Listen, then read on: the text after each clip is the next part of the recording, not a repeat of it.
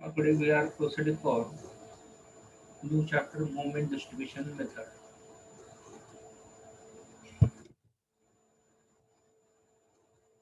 Now let us see what are the steps that are involved in to find out the moment distribution method to distribute the moment for the indeterminate beam. Indeterminate beam मध्ये आपल्याला ज्यावेळेस analysis करायचं असतं त्यावेळेस त्यामध्ये जे काही fix end moment आहेत, रिॲक्शन्स आहेत, या सगळ्या ज्या व्हॅल्यूज आहेत तर ते फाइंड आउट करण्यासाठी आपल्याला ही मेथड जी आहे ती उपयोगी आहे. याच्यामध्ये जी काय moment which is produced at the support of the continuous beam is distributed along the adjacent spans. ते कशा पद्धतीने ते डिस्ट्रीब्यूट केलं जातं ते आपल्याला याच्यामध्ये बघायचं आहे. कुठल्या स्टेप्स याच्यामध्ये इन्व्हॉल्व आहेत, let us see one by one. For the moment distribution method, the first step is to calculate the distribution factor df. Now, how to find out this distribution factor? Df is equal to what? The relative stiffness divided by total stiffness. As we know that K is nothing but what? Stiffness. And this relative stiffness is worked out by, it is the ratio of moment of inertia divided by the span or the length of that particular member. Mi divided by L. I divided by L. K is nothing but what? Moment of inertia divided by the span. And the relative stiffness for the particular member divided by the total stiffness means number of members are connected. If there are number of members are connected, then the total summation of this relative stiffness is at denominator. Now the next step is to calculate the fixed end moments. Next step मध्ये काय केलं जाईल तर आपल्याला fix end moment काढावे लागतील. आता तुम्हाला काही प्रॉब्लेम्स मध्ये वेगवेगळ्या लोडिंग कंडिशन दिलेल्या असतील. For example fix end moment, fix end beam वरती यूडेल आहे किंवा फिक्स एंड मोमेंट वरती पॉइंट लोड आहे, सेंटरला आहे किंवा इसेंट्रिक लोडिंगला आहे. तर त्याच्यात ज्या काही एंड मोमेंट असतात, एंड मोमेंट कुठे असतात? एंड मोमेंट या एंडला असतात. Moment fix end moment A B and fix end moment B A, ह्याला काय म्हटलं जातं? या एंडला काय म्हटलं जातं? तर मोमेंट ए बी. इकडच्या साईडला जी मोमेंट असते त्याला काय म्हणतात? Moment B A. Moment A B and moment B A. आता ए बी मोमेंट जे आहे त्याचा फॉर्म्युला काय आहे फॉर द यूडीएल केस? तर W L square upon 12. W L square upon 12. Remember this formula, the same formula to the right side, W L square upon 12. The sign convention, it indicates that, minus sign indicates that the moment here is anti-clockwise, and this plus sign indicates that this moment is clockwise, and both of these together it makes an sagging moment. याच्यामुळे या दोन्ही ही anti clockwise left साईडला आणि right साईडला clockwise movement याच्यामुळे तयार झालेले जे काही नेचर आहे, the whole nature it is called as hogging nature. Hogging in nature. Hogging म्हणजे काय? डिफ्लेक्टेड शेप हा व्हर्टिकली अपवर्ड होणार आहे याच्यामुळे. आता आणखीन एक असतं, तर ज्यावेळेस फिक्स एंड मुवमेंट आहे, बीम आहे, फिक्स बीम आहे, ज्यावेळेस मुवमेंट ही अशी असते फिक्स एंड मुवमेंट, त्याला आपण सॅगिंग इन नेचर म्हणतो. ह्या मुवमेंटमुळे ह्या बीम वरती दाब येतोय, त्यामुळे एक सॅग होतोय, therefore it is called sagging movement. तर मग हे सॅगिंग इन नेचर झालं आणि हे हॉगिंग इन नेचर झालं, फिक्स इन मुवमेंट. आता नेक्स्ट बीम की ज्याच्यामध्ये सेंटरला पॉइंट लोड आहे, अशी ज्यावेळेस कंडिशन आहे त्यावेळेस त्याचे fix end movement at A B W L by 8 minus आणा, and movement at B A is plus W L by 8. आता हाच पॉइंट लोड इसेंट्रिक आहे, म्हणजे स्पॅन ए आहे इकडं आणि स्पॅन बी आहे इकडं. लेफ्ट साईडला ए स्पॅन आहे, राईट साईडला बी स्पॅन आहे. अशी कंडिशन ज्यावेळेस असते त्याला आपण इसेंट्रिक कॉन्सन्ट्रेटेड लोड म्हणतो. अशा केसमध्ये moment at A B is WA square upon L square. WA B square upon L square. WA B square upon L square. And moment at BA, this end, is WA square B upon L square.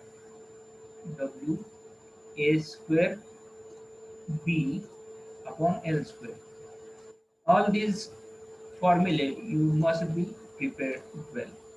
तुम्हाला हे पाठच करावे लागतील तरच तुम्हाला हे जे काही मोमेंट डिस्ट्रीब्युशन मेथड आहे तर ती सॉल्व्ह करता येईल. आणखी काही formula let us see. Fix end मोमेंटला सेंटरला एक क्लॉकवाइज मोमेंट आहे. Then the moment A B is m/4 and BA is m/4. Moment eccentric लोकेशनला आहे MB 3A minus L upon L square for the moment AB. For the moment BA, M into A into bracket 3B minus L upon L square. Next आहे fix end moment वरती triangular load. Triangular load पण कसा सेंटरला maximum intensity आणि सपोर्टला zero intensity. अशा केसमध्ये त्याची जी काही फिक्स एंड मोमेंट आहे moment at A B is 5/96 WL square. Moment BA 5/96 WL square. हे मायनस आहे हे प्लस आहे. आता ही ट्रायंग्युलर लोडच आहे पण इंटेन्सिटी बघा कशी आहे ए एंडला 0 आहे आणि बी एंडला मॅक्सिमम आहे. अशी जर ट्रायंग्युलर लोडिंग जर असेल तर मोमेंट ॲट ए बी म्हणजे ज्या साईडला 0 इंटेन्सिटी आहे तिथं असणारी मोमेंट किती आहे तर WL square upon 30 आणि मोमेंट ॲट BA जिथं मॅक्सिमम इंटेन्सिटी आहे त्या साईडला असणारी मोमेंट जी आहे ती WL square upon 60. Once you have WL square upon 20, sorry, WL square upon 20. आता ही जी मोमेंट आहे आता समजा हे ट्रायंग्युलर लोड जे आहे मॅक्सिमम इंटेन्सिटी ए ला घेतली आणि झिरो इंटेन्सिटी बी ला घेतली तर ही मोमेंट फक्त इकडची इकडे इकडची इकडे होईल. म्हणजे इकडे WL square upon 20 आणि इकडे WL square upon 30 एवढाच त्याच्यामध्ये फरक होईल. हे फरक काय होतो आणि कशामुळे होते हे लॉजिक लावायचं. प्रत्येक वेळेस सगळे फॉर्म्युले लिहून देण्याची गरज नाही. हाच फॉर्म्युला फक्त बदलणार काय इकडचं इकडे इकडचं इकडे ज्यावेळेस स्पॅन वरचं लोडिंग जे आहे ते चेंज होईल. आता युरियलच आहे पण ए बी एवढ्या स्पॅन वरती आहे. त्या केसमध्ये मोमेंट ॲट ए बी काय आहे WA square into bracket 6L square minus 8L plus 3A square upon 12L square. आणि मोमेंट ॲट BA काय आहे तर WA square upon 12L square into bracket 4L minus 3A. एवढ्या अवघड केस generally आपल्याकडे येत नाही पण फॉर्म्युला माहित असणं गरजेचं आहे. ट्रायंग्युलर लोड समजा ए एवढ्या स्पॅन वरती जर असेल तर फॉर्म्युला काय WA square into bracket 10L square minus 15LA plus 6A square divided by 30L square.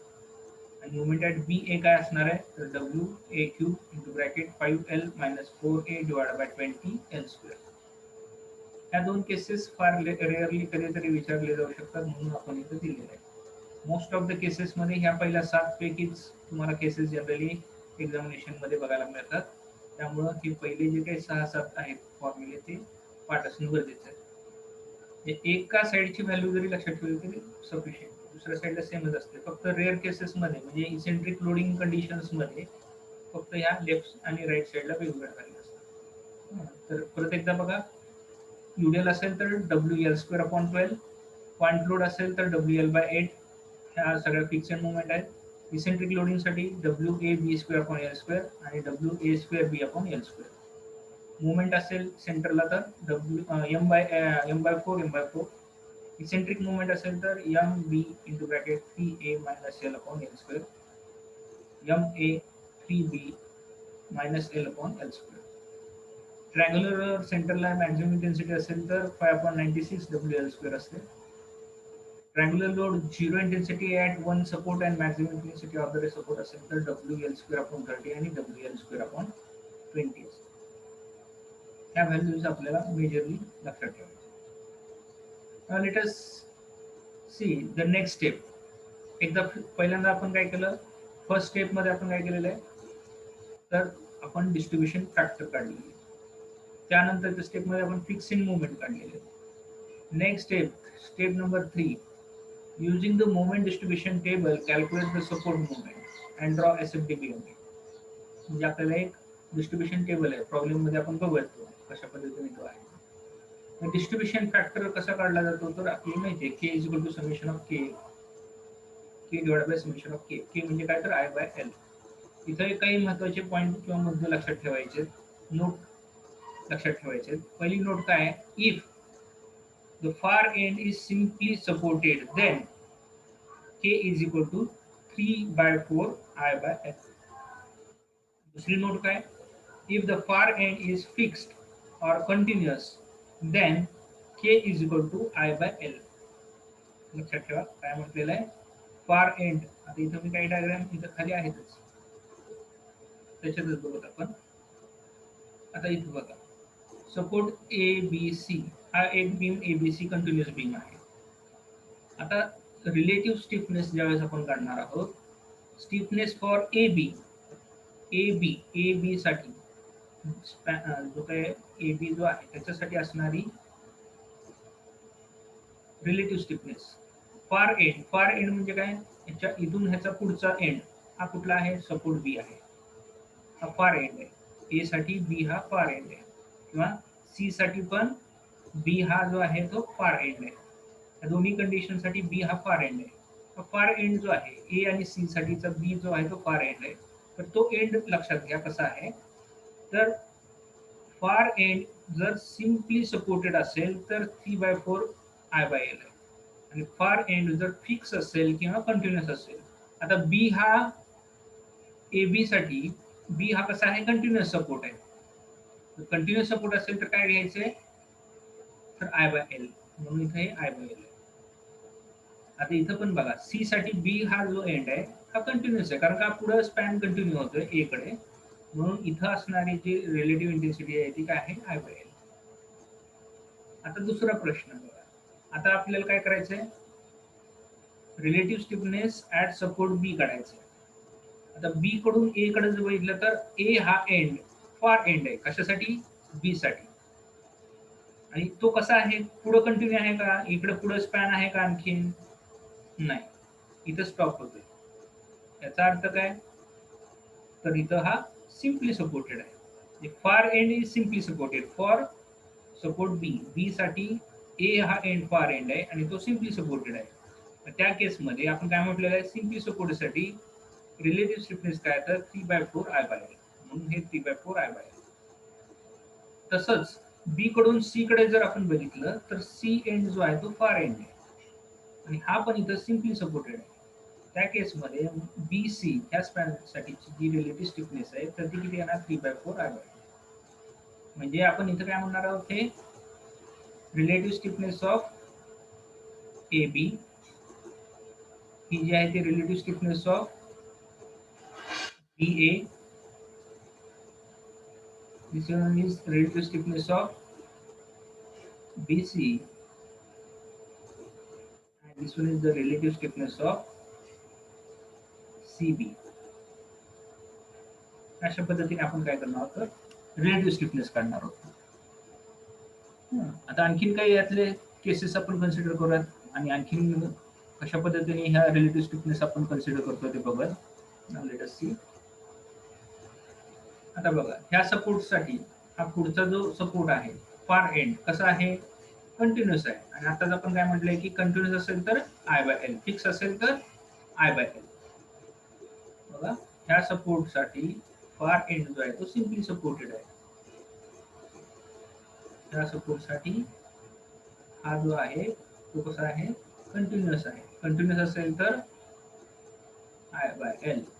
आता इथून या साईडला जर बघितलं, हा फार एंड जो आहे तो फिक्स आहे, फिक्स असेल तर परत एकदा आय बाय एलच.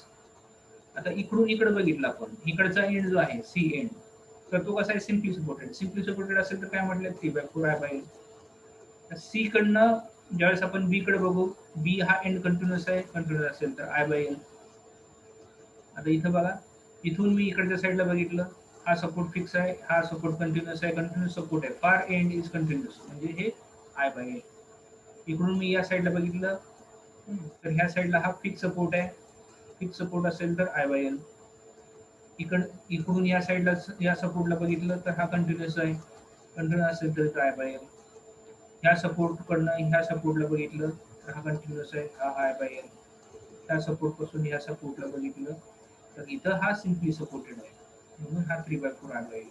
आणि या इथून या साईडला जर बघितलं तर हा इकडचा एंड जो आहे तो कंटिन्युअस आहे, म्हणून इथं I by L.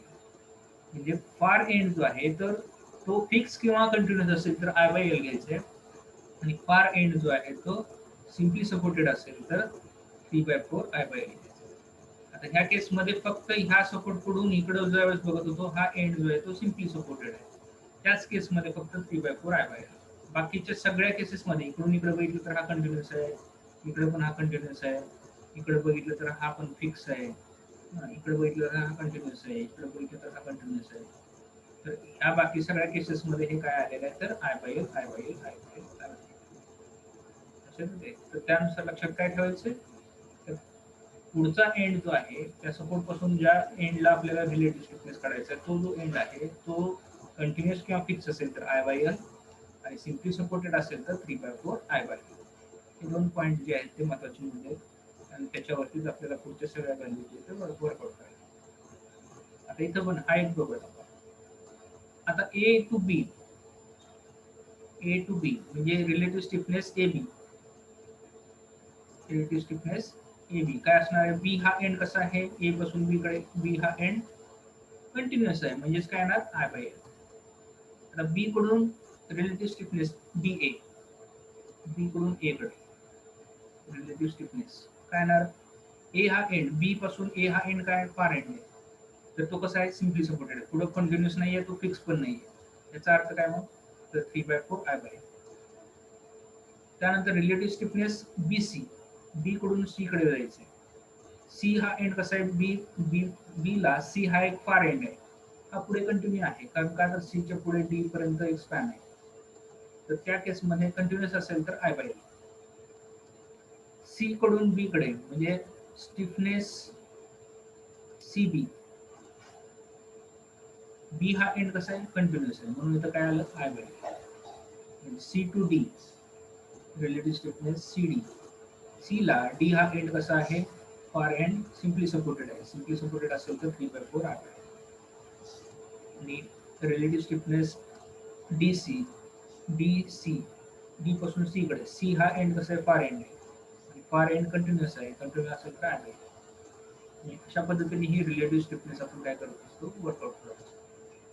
He relative stiffness जी आहे ही आपल्याला पुढे वर्कआउट करायची. Now let us see one problem so that you will be understood how to utilize this one. Now let us check out this problem. Analyze the continuous beam as shown in the figure below using the moment distribution method and draw BMD.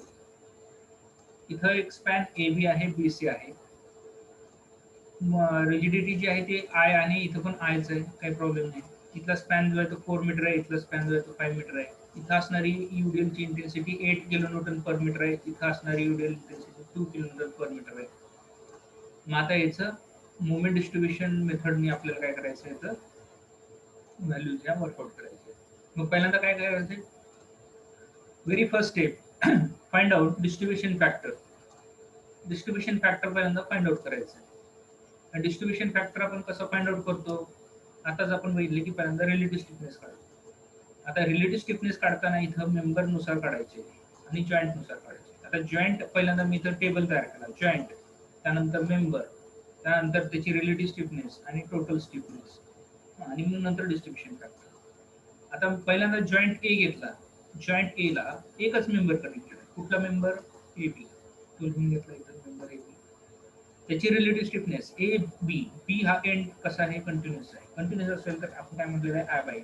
इथं I ची value जी आहे I आहे तसं लिहायचं I by L. किती आलं? L किती आहे? 4 मीटर आहे.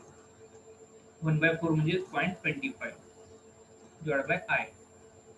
आता ह्या पर्टिक्युलर जॉईंटला म्हणजे जॉईंट ए ला एकच मेंबर कनेक्टेड आहे म्हणून summation of K for that particular joint is आहे तसंच राहणार, जे आहे तेच राहणार. मग डिस्ट्रीब्युशन फॅक्टर काय येईल? दिस के डिवाइड बाय समेशन ऑफ के. दोन्ही व्हॅल्यू सारखेच आहेत, दोन सारख्या व्हॅल्यू जर एकमेकांना भाग घातला तर एक राहतो. त्या केसमध्ये डिस्ट्रीब्युशन फॅक्टर 1 आहे. म्हणजे याच्यावरून आपण एक सिम्पली एक गोष्ट सांगू शकतो की ज्यावेळेस एंड सपोर्ट असतात त्यांचे डिस्ट्रीब्युशन फॅक्टर हे नेहमी काय असतात? 1 असतात. हे लक्षात ठेवा. एंडचे जे डिस्ट्रीब्युशन फॅक्टर असतात ते नेहमी 1 असतात. फक्त इंटरमिडिएटचे जे आहेत ते फक्त काय होतात तर इकडे वेगळं असू शकतं आणि इकडे वेगळं असू शकतं. पण एक आहे की या दोन्हीची बेरीज पण एकच असते, 1. Summation of this distribution factor must be 1. किती मेंबर जोडलेले असू शकतात. कदाचित तुम्हाला असे पण असतील जॉईंट येतील 3 मेंबर कनेक्टेड आहेत किंवा 4 मेंबर कनेक्टेड आहेत, 5 मेंबर कनेक्टेड आहेत. त्यांचे जेवढे डिस्ट्रीब्युशन फॅक्टर आपण काढू त्या सगळ्यांची सम टोटल काय पाहिजे? 1 पाहिजे. लक्षात ठेवा. एमसीक्यूमध्ये विचारण्यासारखा क्वेश्चन आहे की the distribution factor, the summation of all distribution factor at that particular joint must be equal to, it is equal to 1 or less than 1 or greater than 1. तर ते आन्सर काय पाहिजे? It should be equal to 1. Less than किंवा greater than 1 चालत नाही. म्हणजे त्याची सम जी आहे ती. नेक्स्ट आहे जॉइंट बी. जॉइंट बी ला दोन मेंबर कनेक्टेड आहेत, B A and B C. Member B A and B C. तर बी कडून ए कडे जर बघतो आपण तर ए हा जो आहे तो सिम्पली सपोर्टेड आहे आणि आपण आताच म्हटलंय की फार एंड जर सिम्पली सपोर्टेड असेल तर 3/4 आय बाय. सी सपोर्ट सुद्धा कसा आहे? सिम्पली सपोर्टेड आहे म्हणून इथं पण काय येणार आहे? 3/4 आय बाय. आता इकडचा स्पॅन जो आहे तो 4 मीटर आहे, इकडचा स्पॅन जो आहे तो 5 मीटर आहे. त्यानुसार इथं व्हॅल्यूज फक्त आपल्याला काय करायचं? पुट अप करायचे. Now let us put up these values and work out. Let us work out. आता 3/4 पहिल्यांदा मी 3/4 घेतो. 3/4. आता पहिल्या केसमध्ये आय बाय एल. एल किती आहे? 4 आहे. डिवाइड बाय 4 करू. किती आलं? 0.1875 म्हणजे इथे 0.1875. दुसऱ्या केसमध्ये बघा काय? 3/4. 3/4 डिवाइड बाय एल. एल किती येतो? या केसमध्ये 5 आहे. डिवाइड बाय 5 किती आलं? 0.15. 0.15 आहे. आता या दोन्हीची बेरीज summation of this relative stiffness is equal to here. या दोन्हीची बेरीज करा. 0.15 plus 0.1875 is equal to 0.3375 I. हे झालं काय? Summation of K. म्हणजे पर्टिक्युलरली ह्या जॉईंट बी ला जेवढे मेंबर कनेक्टेड आहेत त्यांच्या रिलेटिव्ह स्टिफनेसची बेरीज. आता इथे दोन मेंबर कनेक्टेड आहेत त्या दोन्हीची बेरीज म्हणजे काय झालं? समेशन ऑफ के झालं. आणि पुढे काय करतो आपण? Distribution factor. Distribution factor for the B A and for the B C. B A काढताना काय करणार? तर त्याचा डिस्ट्रीब्युशन फॅक्टर किंवा relative stiffness divide by summation of K. त्यानंतर बीसीचं काढताना त्याची relative stiffness divide by summation of stiffness. Now let us calculate one by one. पहिल्यांदा काय करायला लागेल आपल्याला? 0.1875 भागिले 0.3375 करायचं. तुम्हाला काय मिळेल? डिस्ट्रीब्युशन फॅक्टर फॉर बी ए मिळेल. Now let us calculate this one. 0.1875 divided by 0.3375 is equal to 0.555. म्हणजे किती आलं? 0.556 करू आपण. नेक्स्ट आहे दुसरं जे आहे ते 0.15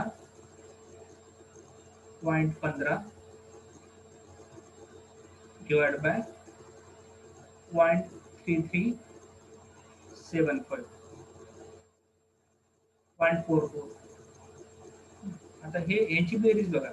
0.444 प्लस 0.5555 किती यायला पाहिजे? 1 येणार ना. 999 म्हणजे 1.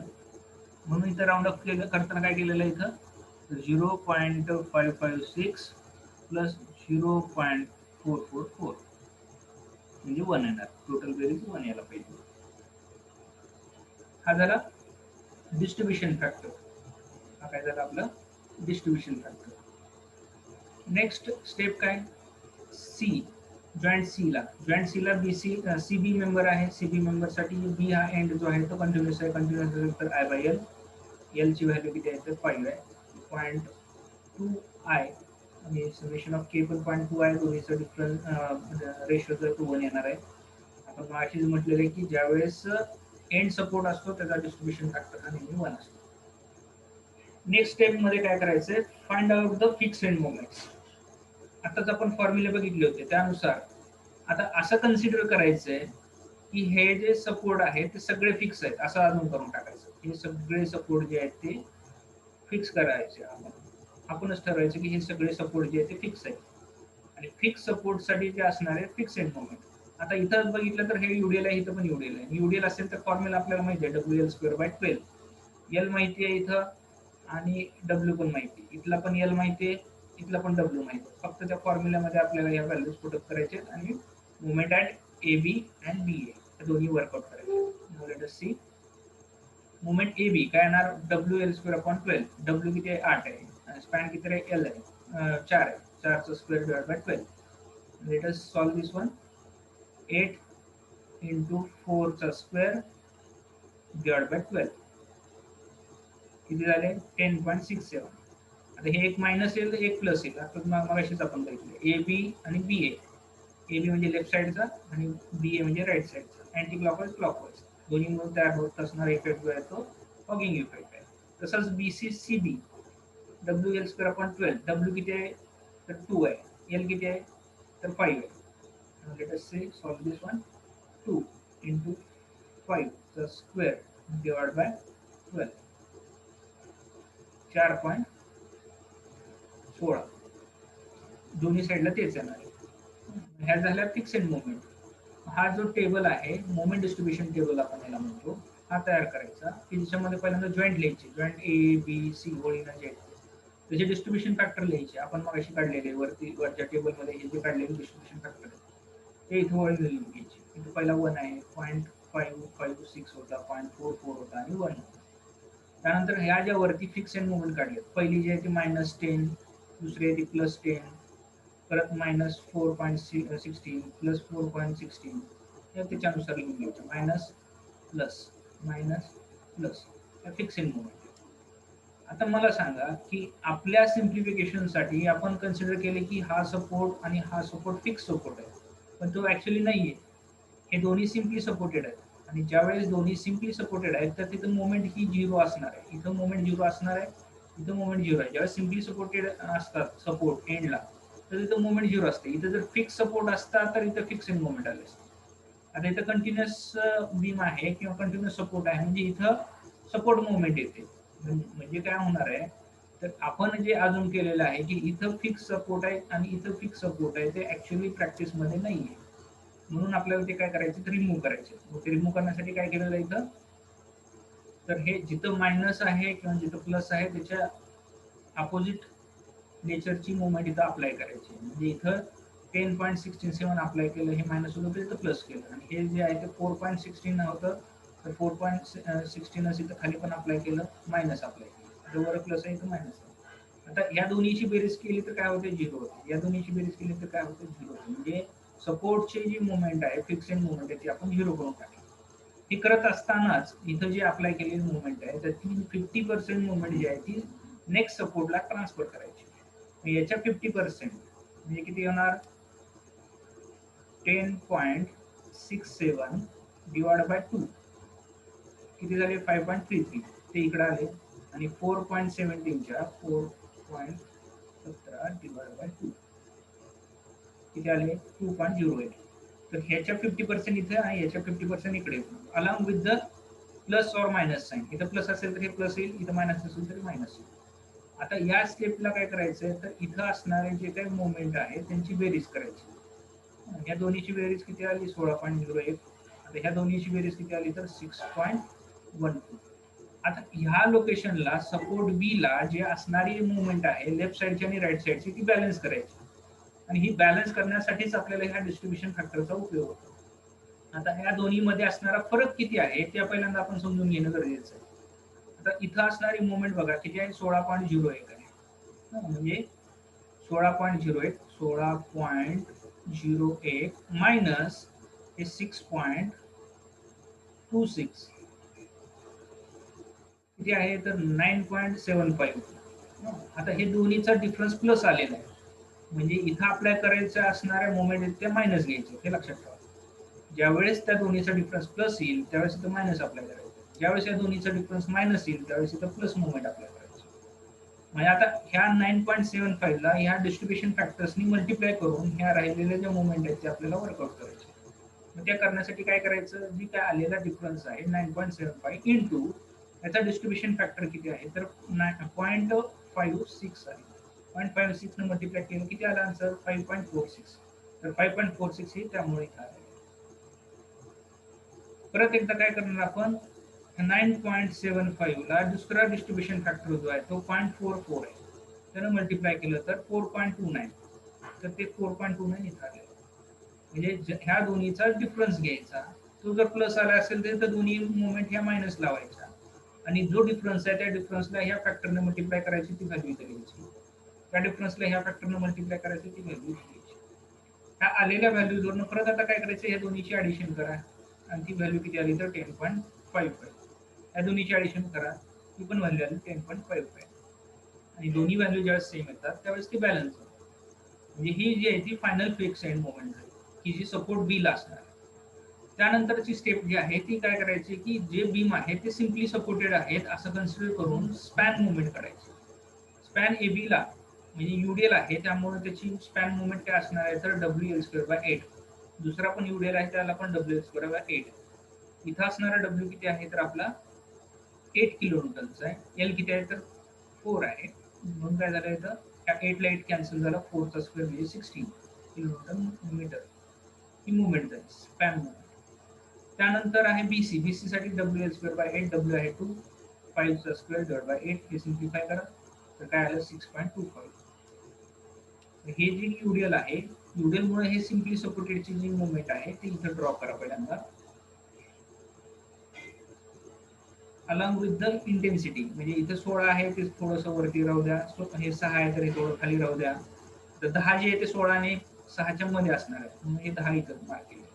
हे 10 कुठले आहेत तर वरची जी आपण फिक्स एंड मोमेंट काढली होती सपोर्ट बी ला, सपोर्ट बी साठी आपण हे 10.55 काढलं. सपोर्ट ए ला ती 0 होती, हे जोडताना स्ट्रेट लाईन जोडलं जातं फिक्स एंड मोमेंट, आणि ही पण इकडे स्ट्रेट लाईन जोडली जाते.